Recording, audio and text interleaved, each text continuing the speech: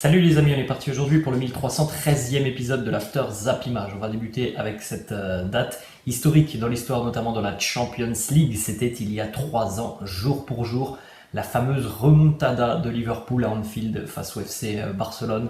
À l'aller, les Catalans s'étaient imposés 3 buts à 0 du côté du Camp Nou, et au match retour, avec ce scénario complètement fou, cette ambiance complètement folle du côté d'Anfield, les Reds avaient renversé le Barça 4-0.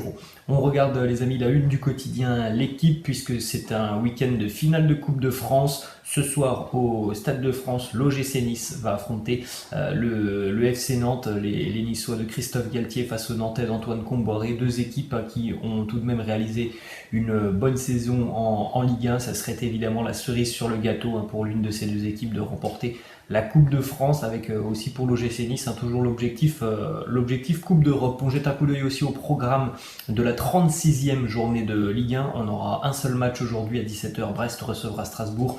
Demain, déplacement pour Lyon du côté de Metz à 13h. On aura aussi à 17h le déplacement important de l'Olympique de Marseille du côté de Lorient.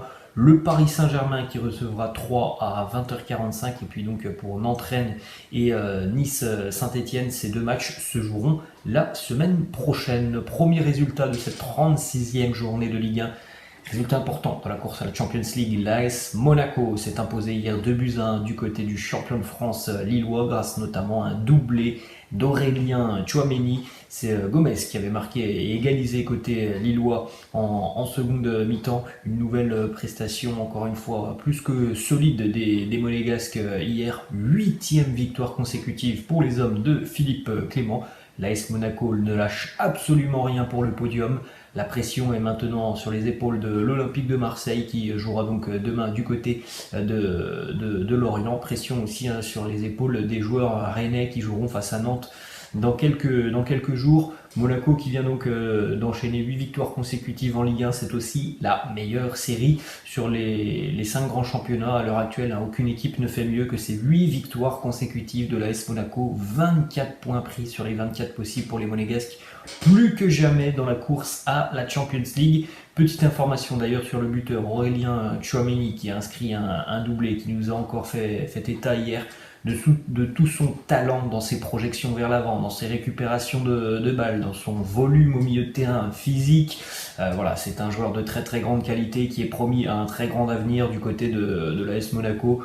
Si jamais on doit se séparer du joueur cet été, on n'acceptera pas de le vendre à moins d'une offre de 70 millions d'euros. Petite déclat d'ailleurs d'Aurélien Tchouaméni qui nous dit: vers la 25e ou la 30e, il y a Youssouf Fofana qui est venu me voir. Il m'a dit: je ne te sens pas. Je lui ai dit: ouais, c'est vrai qu'il faut que je fasse mieux. Il m'a donné un peu plus de confiance et j'ai pu sortir un gros match. Il a de nouveau rayonné au milieu de terrain. On a vraisemblablement l'un des meilleurs, si ce n'est le meilleur milieu de terrain de Ligue 1 qui est du côté de Monaco. Et lorsque l'on regarde les statistiques d'Aurélien Tchouaméni, il est quasiment aussi l'un des meilleurs, tout simplement au monde. De par certaines statistiques, il domine les plus grands aussi des différents championnats européens. Petite déclat de Philippe Clément, l'entraîneur de l'AS Monaco, qui nous dit: ce n'était pas notre meilleur match de ces derniers mois, nous avons joué des matchs plus sexy, mais c'est la victoire de la détermination et de la solidarité. C'est vrai qu'on a vu quand même une équipe lilloise hier qui a sorti plutôt une belle prestation, mais il y a peut-être ce petit supplément d'âme qui est du côté de l'AS Monaco dans cette fin de saison en Ligue 1. On avait en plus de ça une atmosphère un petit peu particulière au stade Pierre-Mauroy, où les supporters lillois avaient notamment déployé ce genre de banderole dans le virage: vous êtes en vacances, nous aussi. Voilà, les Lillois et les supporters lillois qui ont été tout de même assez mécontents de la saison du champion de France. Il y a eu beaucoup d'irrégularités côté lillois, pas mal de points perdus à domicile. Une équipe qui a été capable de bonnes choses et qui était aussi capable de passer complètement à côté. Donc voilà, ça a été le leitmotiv de cette saison lilloise cette année. Regardez d'ailleurs les supporters lillois qui étaient venus au stade, notamment pour certains en tongs, les chemises à fleurs, qui avait notamment la perruque de Brice de Nice. Donc voilà, les supporters lillois assez déçus tout de même de cette saison lilloise. Sven Botman le défenseur lillois qui lui aussi a été assez déçu, notamment du comportement des supporters du LOSC, qui nous dit: ils peuvent dire ce qu'ils veulent, venez au match pour être supporter, sinon restez à la maison. Vous pouvez avoir votre opinion, mais dès le début, ils soutiennent les adversaires. Voilà les mots de Sven Botman. L'atmosphère est tout de même assez tendue du côté de Lille. Jocelyn Gourvenec, qui lui aussi, l'entraîneur, a déploré l'ambiance qui régnait au stade Pierre Mauroy.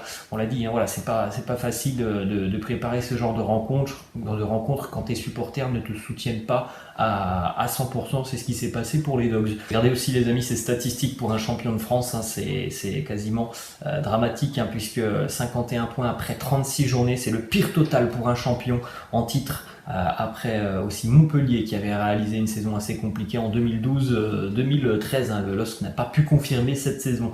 On poursuit du côté de Paris, une information qui concerne Kylian Mbappé. On en a parlé hier. La semaine prochaine, il y aura une réunion entre les représentants de Kylian, sa famille, et le Real Madrid. Donc potentiellement une semaine qui peut être décisive. Ça sera la semaine prochaine. Ensuite, une information qui concerne Neymar, cette déclat du Ney sur ses objectifs en cette fin d'année, et surtout en cette fin d'année 2022. Il nous dit: j'espère que 2022 se terminera avec la Coupe du Monde. Je me prépare physiquement et mentalement pour que ce soit une victoire pour le Brésil. Je donnerai ma vie pour ça. Je me prépare tellement pour cet objectif. Voilà, le Ney focus sur le mondial avec la sélection brésilienne en fin d'année. Ensuite, une déclaration de Leandro Paredes qui nous dit: j'aimerais jouer pour le Real Madrid un jour, c'est un grand club et tout le monde aimerait porter le maillot blanc du Real, mais je respecte le Paris Saint-Germain et je suis plus qu'heureux ici. Alors on rappelle, les amis, tout de même que Leandro Paredes pourrait être amené à quitter le Paris Saint-Germain cet été. Une autre info côté parisien, Nuno Mendes qui devrait donc s'engager définitivement avec le Paris Saint-Germain d'ici à quelques semaines, puisque la réunion entre le Paris Saint-Germain et le Sporting aura lieu la semaine prochaine. Il y aura aussi les agents du joueur qui seront présents.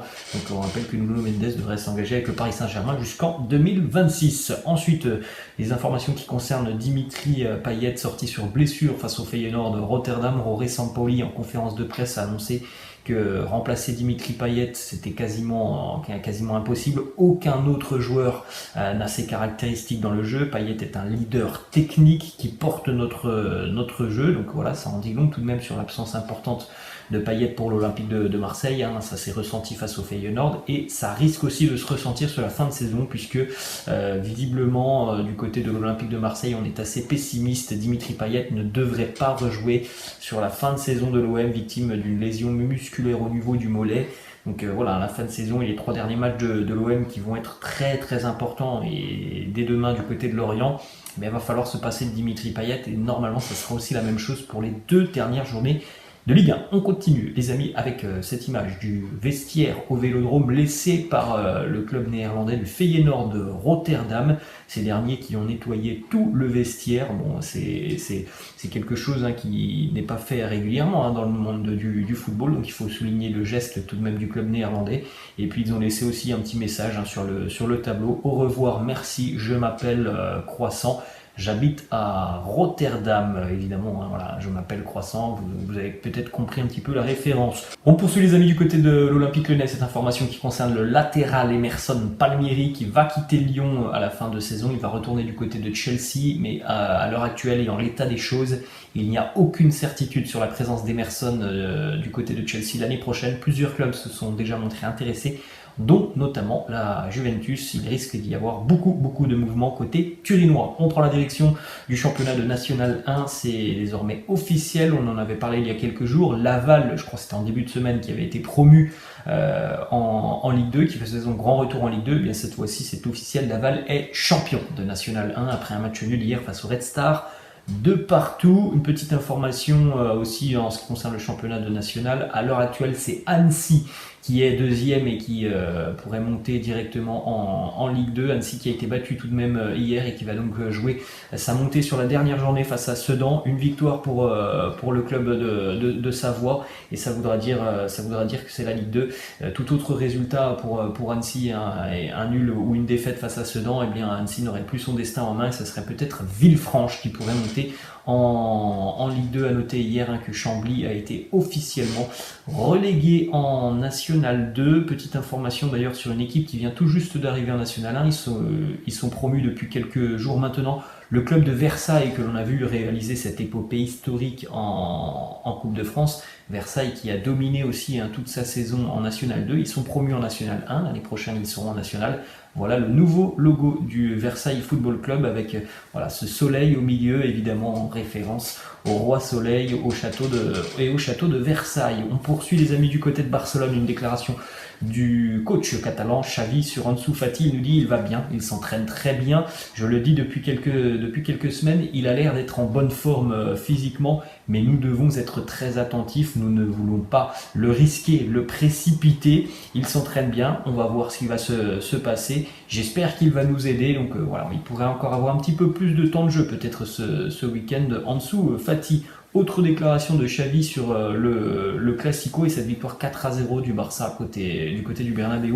Il nous dit ce 4-0 du côté du Real Madrid, eh bien nous avons donné beaucoup d'importance à cette victoire 4-0 alors qu'au final ce n'était que 3 points. Une déclat du côté du Bayern Munich, Julian Nagelsmann, l'entraîneur bavarois, qui envoie un message assez positif par rapport à la prolongation de contrat de Robert Lewandowski. Il nous dit les conversations et les discussions entre le Bayern et les représentants de Lewandowski avancent de manière plutôt positive. On poursuit les amis du côté de l'Angleterre. Petite information qui concerne Cristiano Ronaldo qui vient d'être élu joueur du mois à Manchester United. C'est la 4e fois cette saison que Cristiano remporte cette distinction.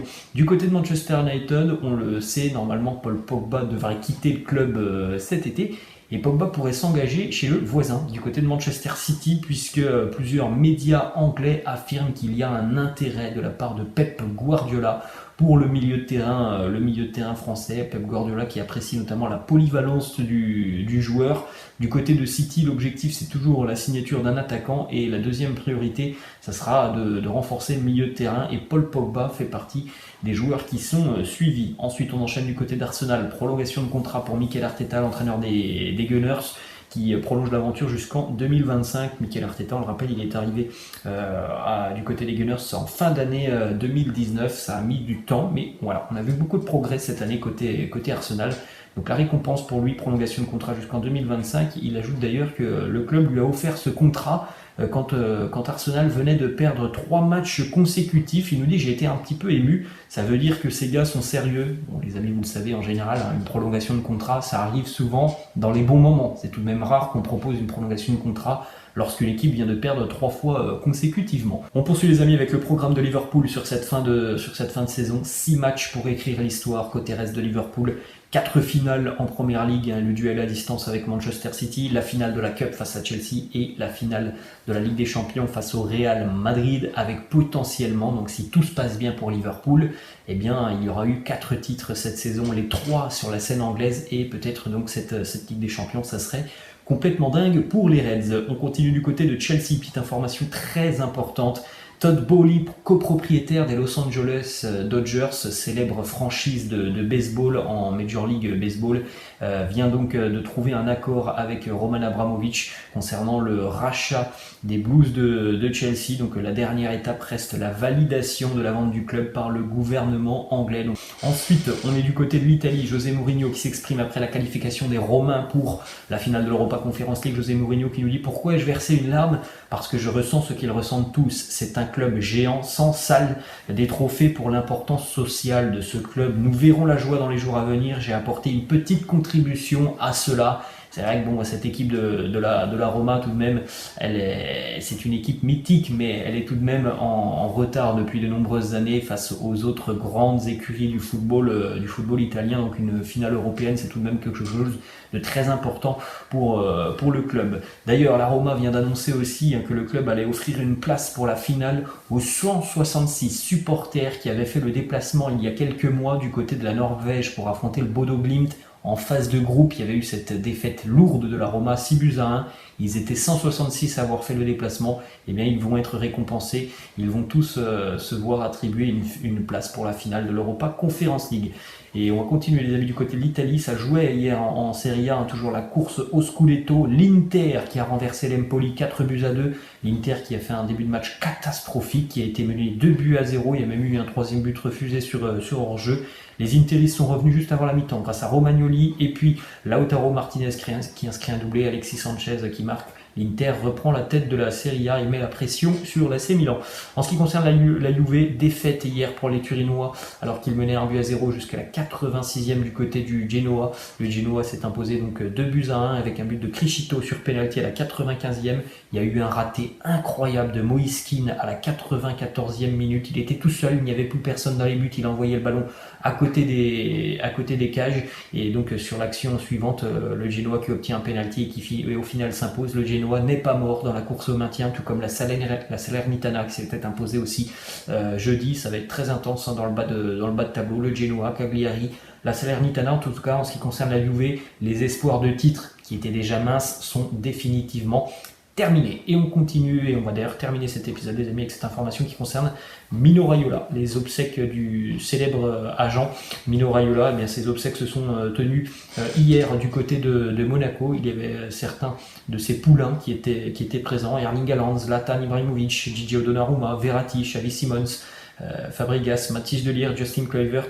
Pavel Nedved était d'ailleurs présent pour rendre un dernier hommage et un dernier adieu à ce célèbre agent de football. Voilà les amis, la fin de cette After Zappimage. J'espère que ça vous a plu. N'hésitez pas comme d'habitude à lâcher un petit pouce bleu. N'hésitez pas non plus à vous abonner à la chaîne. Je vous laisse et je vous dis à la prochaine. Ciao.